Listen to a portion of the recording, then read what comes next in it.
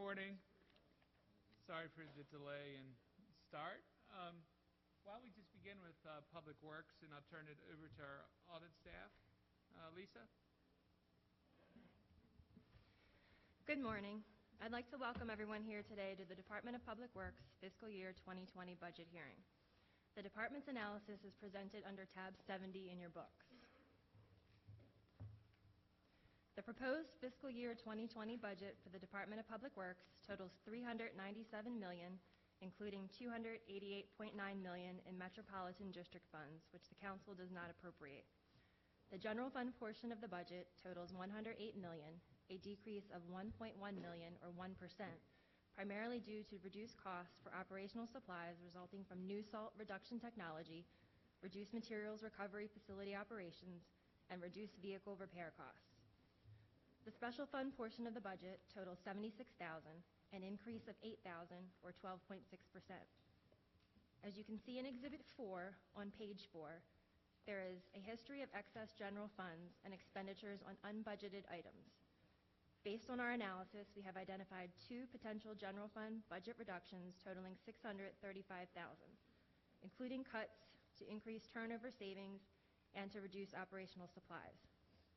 Our analysis also includes significant issues beginning on page 9, including the new Transportation Bureau, roadway improvements, solid waste management, and highway operations. At this time, I would like to turn it over for discussion.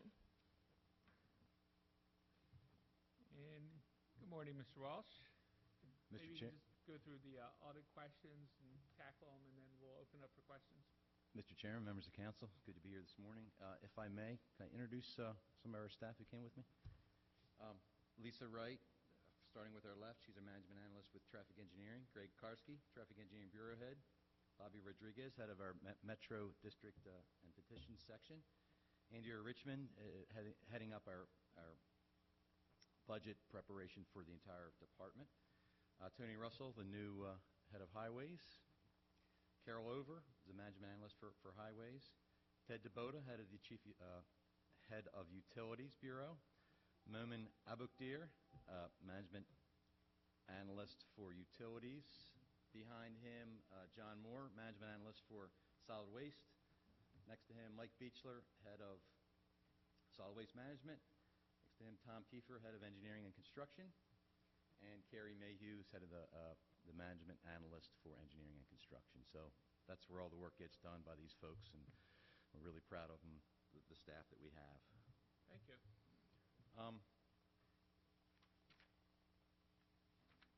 I guess in general, and which question you want me to start with? Just sort of the general? Yeah, you could go through on the proposal for the reductions and why you would disagree with those. Yeah, we certainly would disagree with the reduction on the turnover side for the salaries. I mean,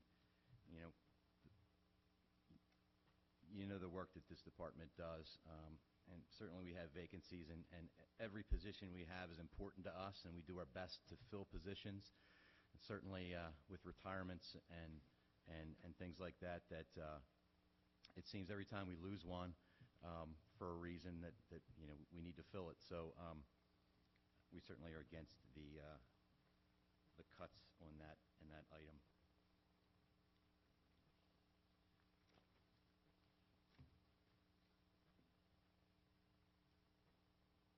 Questions on the Transportation Bureau. The new administration has brought a renewed focus to transportation activities, and that was mentioned in the county executive's budget proposal. There's a deputy director position which we're going to be filling, working on the specifications for that now. There is increased focus on variety of transportation, multimodal transportation activities, bicycle and pedestrian activities, and last mile initiatives.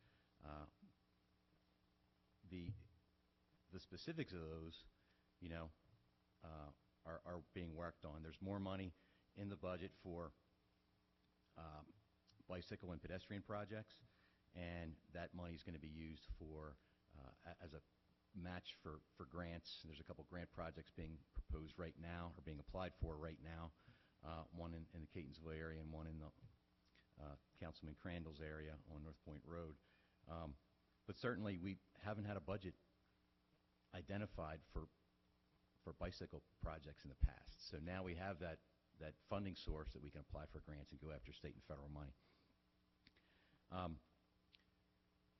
We plan on working with the Pedestrian Bicycle Advisory Committee to pull projects out and actually do projects now. So that's a change with this new administration and with this budget.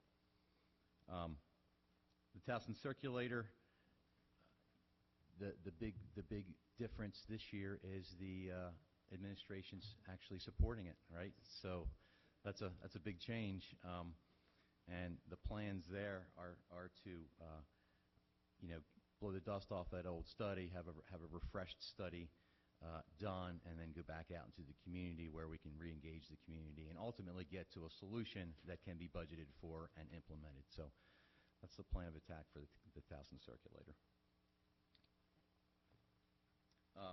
And as far as the Transportation Bureau is concerned, so, we have 2.5 bureaus that do transportation work, basically. So the plan right now is to change the name of the Bureau of Traffic Engineering and Transportation Planning to the Bureau of Transportation. Most of that transportation planning work will be done out of that bureau, and just sort of rebrand that. Another thing is not mentioned here is we are in the midst of hiring a transportation planner. The county's transportation planner position, Emery Hines passed away a number of months ago, and we are refilling that position. Got some great candidates and are in the process for that. So the importance of that transportation planner position is pretty high, in that position will be the leader for us in dealing with regional transportation issues, dealing with the BMC, and really briefing the administration on activities that are much more important to this organization, this administration, than past administrations. So we're excited about that.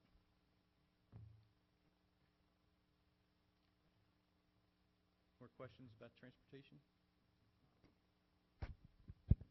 I just wanted to say, I've said this publicly, this is the best transportation budget I've seen in the past 9 years on the council, and I want to commend the county executive. It moves us toward a multimodal approach, and making sure that transportation is complementary to the way people want to live. In many areas, people still prefer automobile transportation, but in places like Towson, we're looking at bicycling and pedestrian activities, and that's a real welcome change, and I just want to compliment the county executive for his focus. And to you, Steve. Thank you. And your staff.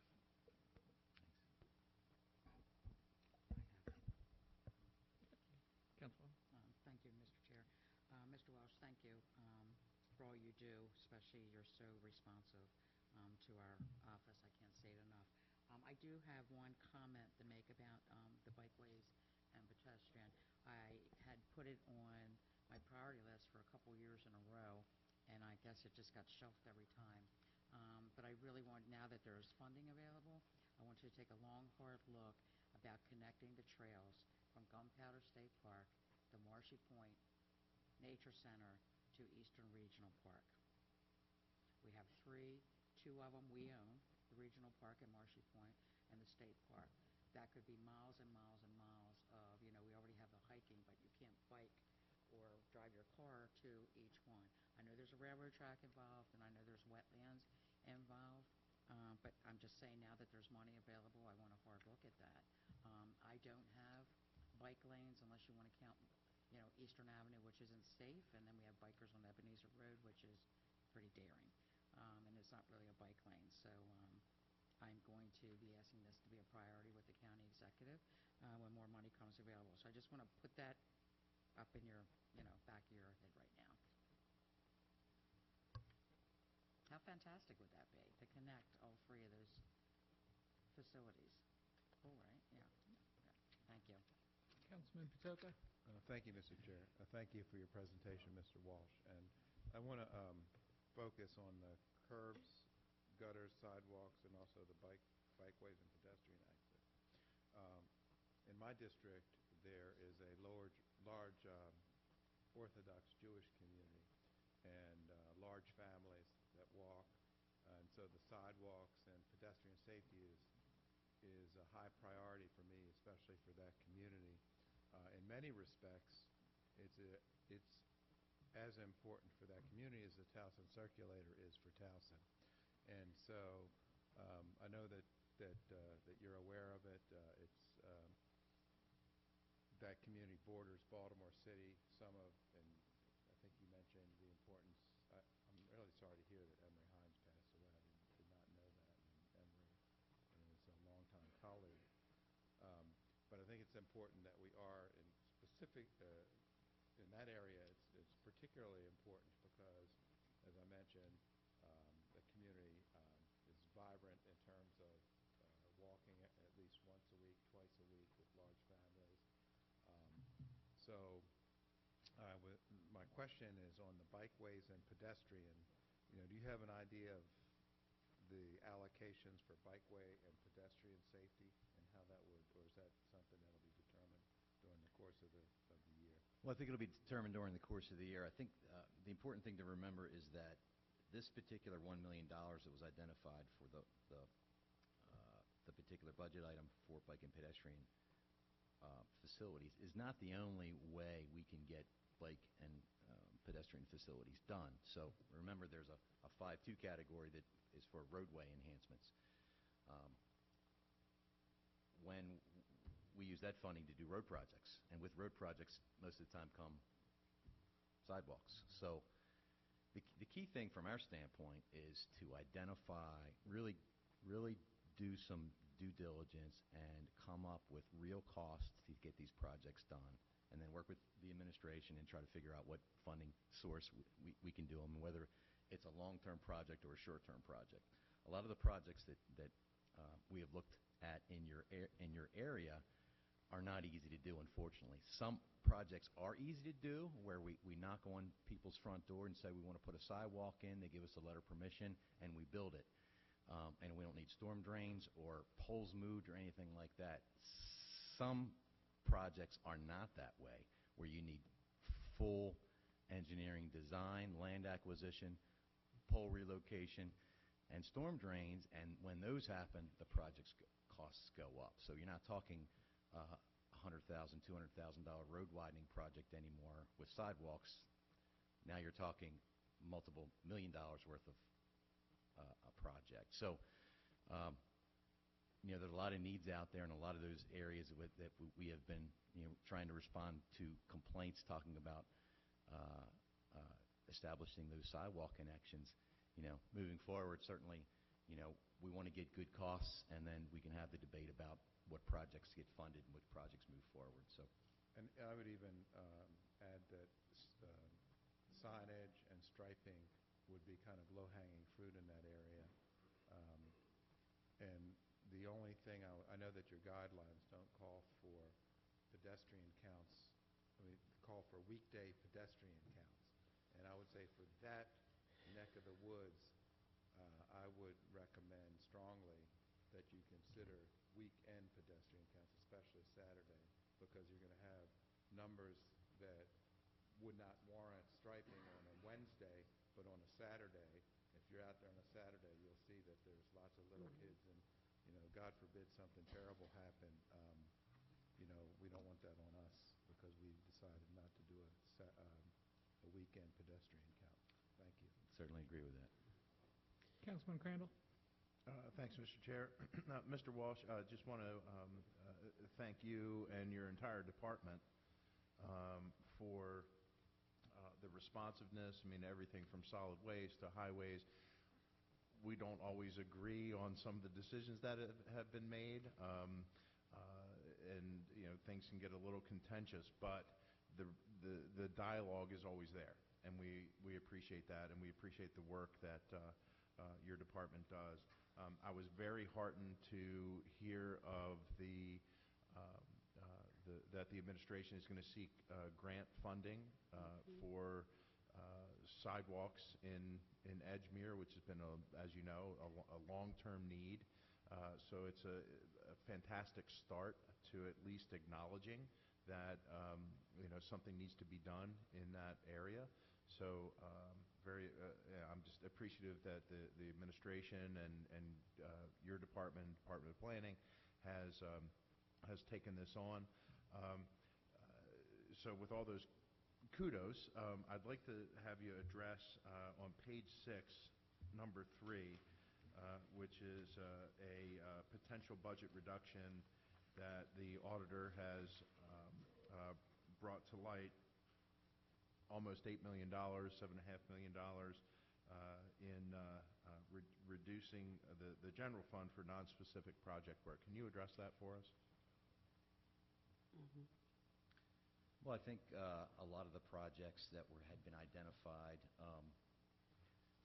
in the past, are still out there. I think this administration wanted to take the approach that, it's certainly a really difficult budget, and the administration may need to regroup depending on how this budget gets approved, and ultimately, there's a lot of projects and needs out there. How those projects ultimately get done and get communicated to council, there's ongoing discussions about that. But I think you all know the project needs that are out there, and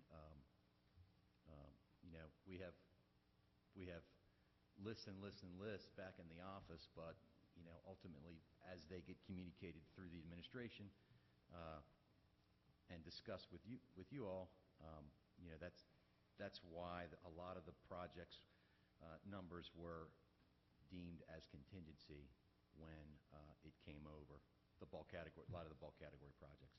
But ultimately, like I said, it's important to note that the administration may need to regroup depending on how this budget gets approved. So they wanted to leave us some flexibility, and moving forward, the project priorities may change as we move forward. So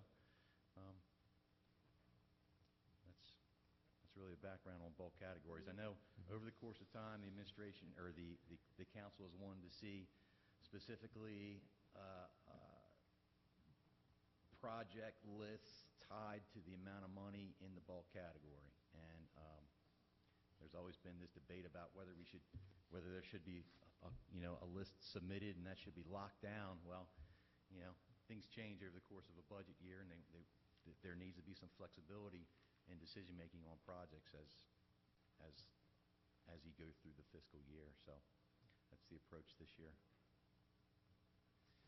I do want to say that I've appreciated the new approach to road resurfacing, and the amount of the dialogue that we've been able to have, where in the past we haven't had so much dialogue. I mean, just be honest about it. We simply haven't. So the equity approach is refreshing, and the dialogue is also refreshing. So, and I do know I kind of knew your answer before I brought it up. We all want stuff for our districts, so it's tough to cut $7.5 million from DPW when we're going to be coming to you for any number of things in the future, either foreseen or unforeseen. So I just wanted to hear you say it. Thanks, Steve. Mr. Chair, Yes. can I be recognized? I'm sorry? I said, may I Yes, be please. recognized? Good morning, everyone. I just want to reiterate the commitment that we have to working closely with each of you regarding longstanding issues that have been there, and maybe the funding wasn't allocated. But I'd say, and Councilman Crandall, it's the same issue. Any cut to this area really ties our hands on what we can do to move forward on various projects. Our agenda is definitely about seeking opportunity to use any funds that we have in the budget to leverage, first and foremost. If there are other dollars that we can identify for specific types of infrastructural improvement, that's where we're going to go. With respect to projects that had been on the books and are there that just have not come to fruition. That's about the continuing dialogue after the budget deliberations are completed, so we can see the critical issues and areas, and if there are things that need to be reprioritized. But I urge you not to consider cutting here, because it would take away from that overall flexibility that we have to meet some of the needs, the pressing needs that you have in this area. And we really want to, drill down on, what specifically we can do, projects that have been there or critical issues that you identify that we can work on. Thank you. I have a quick question, Steve. Obviously we've talked about storm water and the issues we've, of course, had very personally with Wella and Catonsville and actually many parts of the county. East side. And it seems like the amount that we're budgeting to really address some of these pretty significant stormwater issues and remediation of these issues are literally a drop in the bucket, literally. Mm-hmm. And so it's any thoughts or comments on maybe some type of future planning or even vision on how we really get our minds around this significant issue that we're honestly almost sidestepping? Yeah, I think one of the things, and I mentioned it before on the pedestrian and bike stuff, is the planning aspect of it. So our job and Tom's job in engineering and construction is to really identify the true cost of these projects. Some of the ones that keep coming up, and just last week we had another call about downtown Catonsville and Frederick Road and some of the pipe crossings of that road, and how they're undersized, and the cost of doing some of these projects is going to be really, really large. So what we need to do is really identify costs of projects so there can be a discussion about whether they're reasonable or not, or whether they're a long-term thing that the county needs to budget over the course of 5 years or 10 years or whatever, and do. But you're right. The extra $1 million, while it's great, certainly there's a lot of areas out there that need infrastructure that doesn't have infrastructure now. So we'll keep working away at it, and we'll keep responding to citizen complaints, and we'll keep trying to do things that we can do within the confines of the existing budget. But it's a big area, and it's a big issue in the older parts of the county that as we talked about in my briefing to y'all, where they threw pipes in the stream and covered it up and built houses right next to it. They didn't set aside floodplain areas and that kind of stuff, and especially some of the smaller drainage areas. Our goal is to try to map some of these areas so citizens know what they're getting themselves into when they buy a house that's not on a FEMA floodplain map. The floodplain doesn't stop just because the drainage area stops at a square mile. The floodplain continues up into the watershed. So. And then, as you know, with all this rain, it seems like we're pretty wet out there a lot. And I mean, I have communities, real life communities, that every time it rains now, like homes and people's homes are like almost like lakes. I mean, it's pretty amazing to see the pictures and actually see it up close and personal. And I know a lot of that ultimately the private homeowner needs to address. I mean, I'm definitely aware of that, but at the same time, it's becoming a lot more problematic, not just for my district, but I mean, I know for everybody sitting up here, it's a big, big issue, and it almost makes me wonder, like looking long term, where Metro has its own funding and it's independent, and I mean, do we need to look at something like that long term to really kind of start addressing this in a more systematic way? I don't know what the solution is, but it just feels like we're, I mean, this is sinkholes, some of these pipes and infrastructure just, it seems like literally crumbling below the surface. So, Councilman Patoka? Thank you, Mr. Chair. Mr. Walsh, last night we had a regional town hall meeting that was very well attended in the northwest part of Baltimore City and Baltimore County. and I think over 200 people attended. Thank you for sending Mr. Reed out to represent your agency. And many of the issues that were regional in nature are related to the work that your agency does: streets, pipes, storm drain, all of those things. And one of the things that came up, it's one of the things I lose sleep over if the presentation is true of the issue that came up last night, was an undersized interceptor under Lake Roland, where 3 feeder lines, sewage lines, come into undersized interceptor, which not only it impacts 3 different areas for development. And so just wondering your thoughts on that, if that data is true, if there's any plans to address that. Yeah, they came up before you were elected, so Yeah. We had a good long back and forth with the folks who were challenging the county's position on that pipe and the projects there. And actually, we had a meeting with MDE because they went to MDE about it. The bottom line is that pipe is in good shape, and we actually showed them the video of that pipe.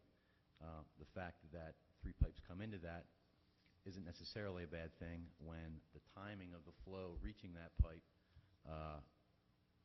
says it's okay, and the engineering says it's okay. So we can dust off the discussion that we had with that citizen group about that issue and send it to your office and give you a special briefing on that if you'd like. But yeah, we're comfortable with our position. Okay, that would be on really that. helpful, because I have not heard our position. I've Oh, yeah. heard positions from that advocacy group. Yep. Thank you. One other comment real quick, if I could, about drainage. And we just had it last week where a group of citizens along a road had wet backyards, and they said they've never had this much water in their backyards, and they want us to solve the problem. $200,000 to solve wet backyards, that's the debate, right? Do we spend what little money we have taking care of that? Right. And they, to them, it's the worst problem in the world because they can't use their backyard, and we feel their pain with that, but it's just hard for us to justify that kind of project when we have so many other needs out there in the public right-of-way, pipes failing, that kind of stuff. And you all hear it. I know you hear it when we say no, 95% of the time with the requests out there. So the only thing we can share is we're doing our best. We're talking to every citizen. We're trying to categorize the problems they're having and put it on a long-term list. But it's just difficult. In some cases, we can prevent those wet backyards, not in your agency, but before it gets to your agency, with good, smart planning and how the development is phased to have the stormwater flows into an appropriate place. We have one in Ruxton where it was poorly planned, in my opinion, where there's a 15-inch outfall that goes to develop 2 new houses, where the existing homeowner that lives just below it before that development was in place, he had a nice backyard. And also there was clear cutting, not only clear cutting, but then a culvert was built into his backyard, and now he's got the flows from up the hill turned his backyard into a 4-inch pond with slight rain. So I think we can do better. We can do better before it ever gets to DPW. I think a lot of this planning just simply didn't happen 40, 50, 60 years ago. So we're often called in an issue that we had nothing to do with, and it makes it challenging. Some of these older communities really have significant issues because of perhaps just lack of forethought 40, 50, 60 years ago. Now it's a complete mess. Councilman Crandall? Thank you, Mr. Chair. Mr. Walsh, I'd like to direct you to page 7, and it's I guess, subletter A. Can you address the auditor's note that unexpended and unencumbered resurfacing funds as of April of this year is $9.1 million? Yeah, there's money left over from within the current fiscal year. Okay, what happens to that money? We're going to spend it. In District 7? No, 6. Tell them 6. 2. Okay, so it's $9.1 million road resurfacing that was not spent last year for whatever reason. Well, fiscal year. Logistics, Remember, contractors, weather. well, remember the money we get is by fiscal year. So, the construction season goes till November and then Right. starts up again in April, May. So there's work to be done beginning of this year. So with the appropriation suggested for this year, does it take into account the $9.1 million that is not that was not spent last year? Yes. Yeah, I mean, certainly the money that we get, we intend to use. And contractually, and once again, like you mentioned, a wet year hampers production, unfortunately. And last year was the wettest year on record. Production was hampered a little bit. But certainly, if we have a good paving season, our goal is to spend every cent we get on repaving because we know how important it is for the residents. So I'm troubled by the sentence in the middle of that paragraph that says the administration did not provide specific plans for did not provide specific plans for expending any of the proposed FY 2020 appropriation.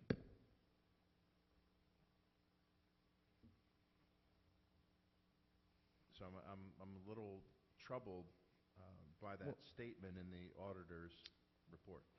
Well, I think the issue is sharing the resurfacing lists with you all. And the big issue is, and once again, I mentioned it before, until the budget's approved, we don't know where this is all going to lie. And, the county may need to regroup on what specific things we do. Priorities might be changed. And, ongoing dialogue and discussion on how the administration wants to handle the communication and resurfacing and what roads get done and how that's going to shake out. So, once again, we talked about it. We met with y'all and sort of show you where we're thinking. But once again, until it ends up. I agree. There has been more communication this year than I've received in my first term. And I'm in my first year of my second term. And there has been more communication, but I would submit that it would be best if we had the dialogue and we were given the sales pitch on this is what we want to do, rather than, well, we'll tell you what we want to do after you approve the budget.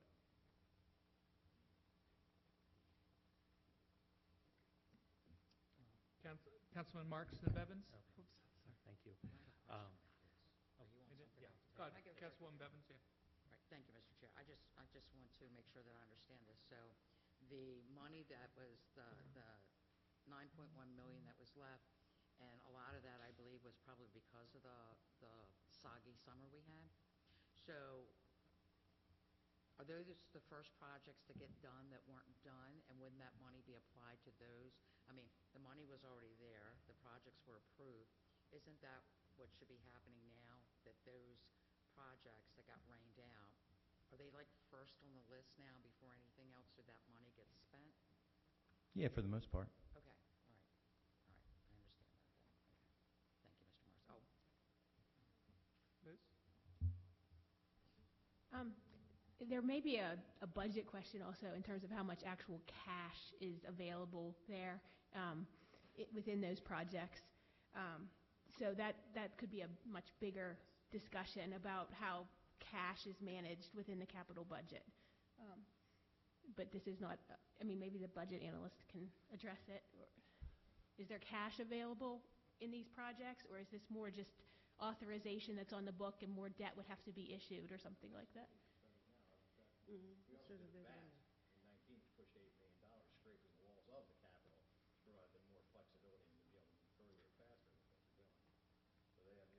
Yeah. I'm sorry. Not used to being up here. But yes, in that regards, that $9 million that would be out there is most likely going to be put on, if I don't, Tony-wise, is most likely to be put on jobs coming up within the spring here for usage. So. Councilman Marks? Okay, thank you very much. A couple questions. I attended the meeting of the Highway Contractors Association with the county executive last week. A lot of positive feelings about this budget. A little bit of concern that there are so many projects going on now that there might not be the capacity for for companies to actually do all this work. We have 895 going on, we have Trade Point Atlantic. There's just a lot going on, but I think in general a lot of optimism. They mentioned to me a project, and it's in Councilman Patoka's district, I believe, on Park Heights Avenue, where we put down an asphalt sheen that we didn't mill it. We just put down a sheen that is not as durable or long-lasting, but could actually improve more roads. It frees up money. Again, it's not long-lasting. It's a short-term fix, but it might help us given the magnitude of the roads we have to resurface. Do you have any thoughts on that? He's talking about slurry seal?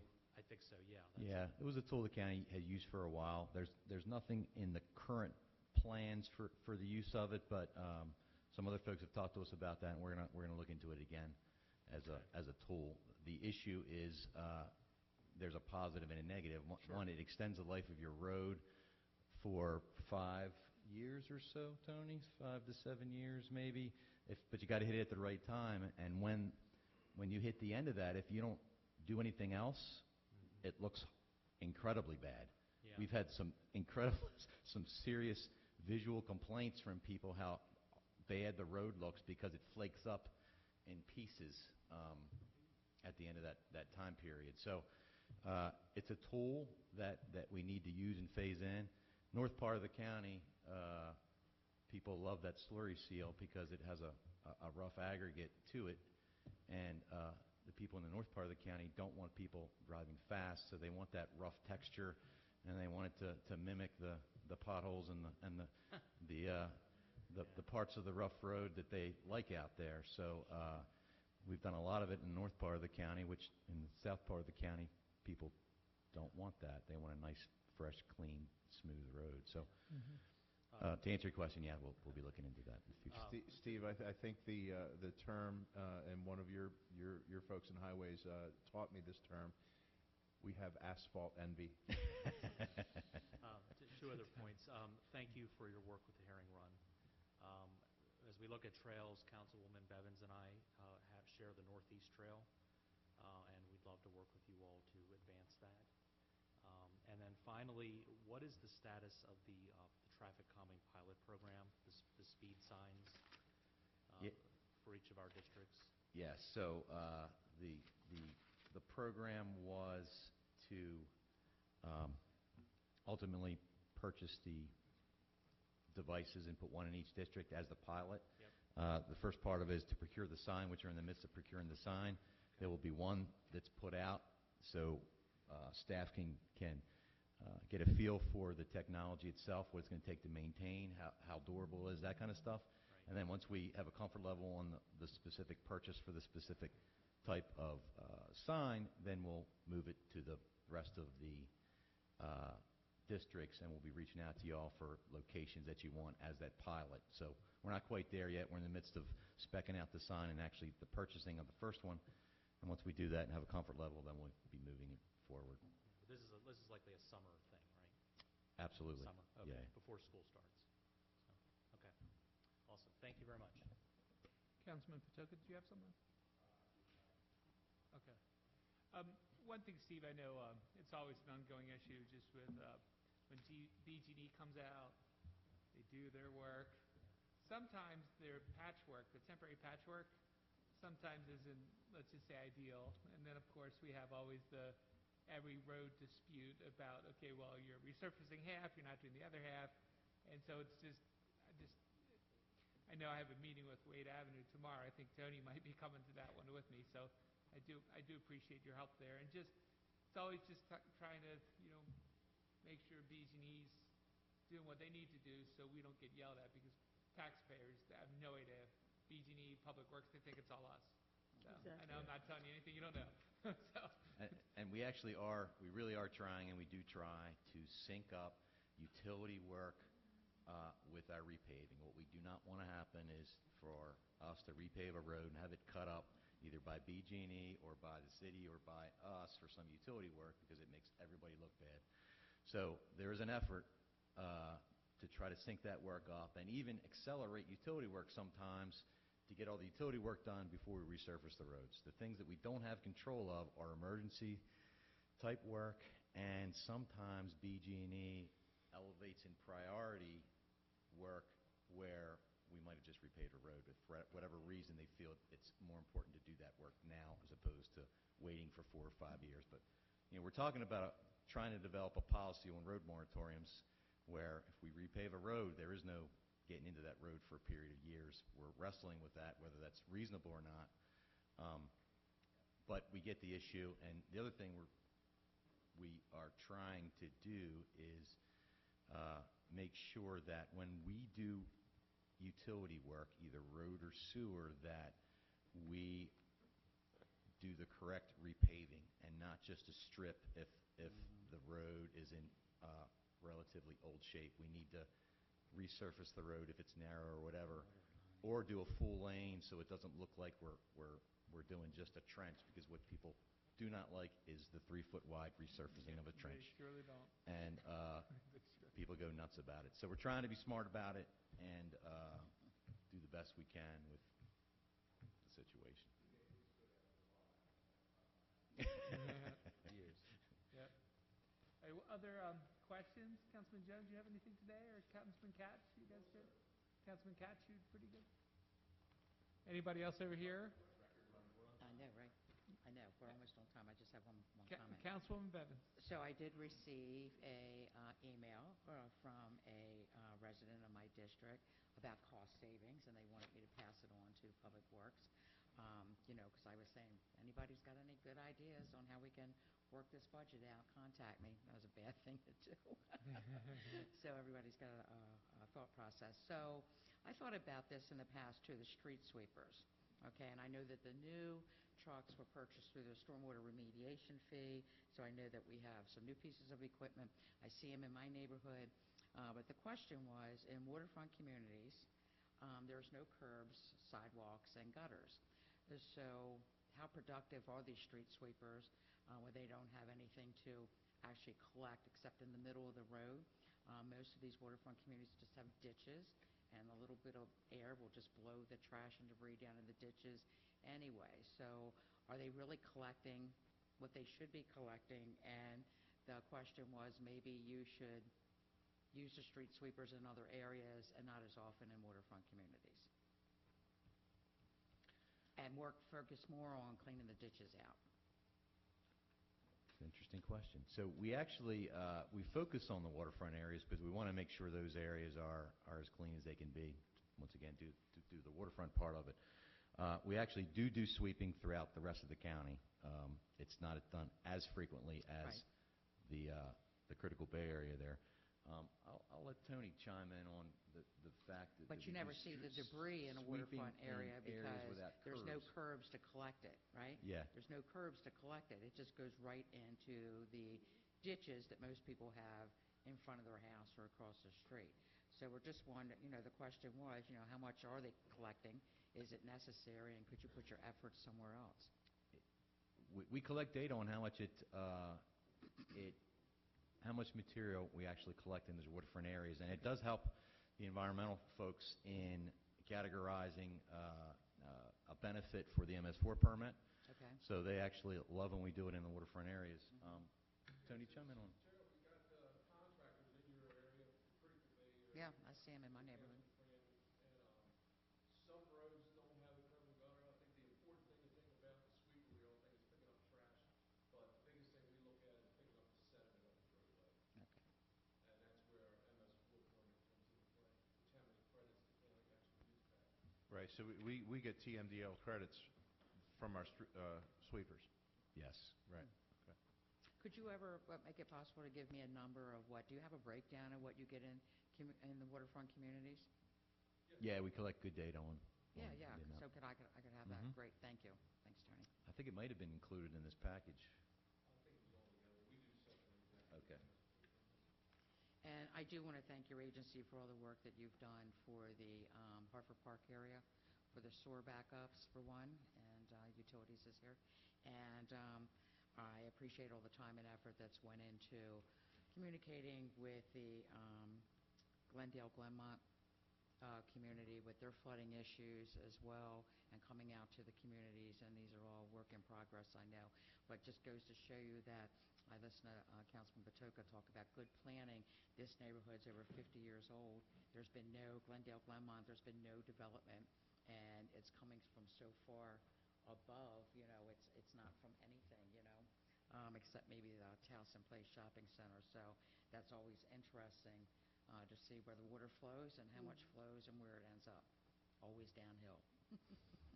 So thank you for all the efforts and everybody in your agency that has helped with that. I appreciate it. Councilman Jones? Good morning, Mr. Walsh.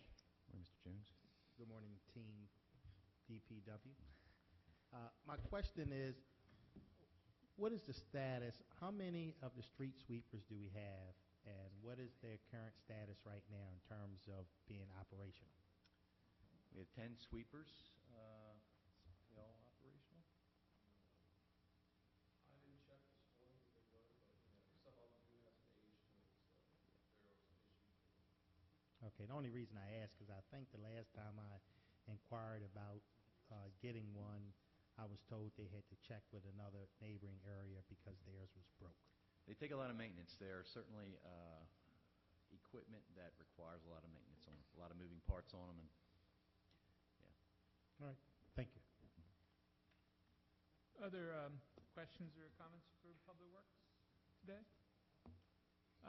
Yeah, Steve, I just wanted, again, as the council said, I actually think, in a tough year where we're looking at cuts and trying to make this budget work, I think Public Works is something that I think there's a real bipartisan consensus on, that, hey, we really do value our sidewalks and our streets and our infrastructure and the work that everybody does. And so thanks again. We appreciate all your work. thank you very much. Thank you. And then we'll take a quick 1-minute break in between Public Works and PAI. Just 1 minute, And then if PAI wants to come on up, and we'll get started on that soon.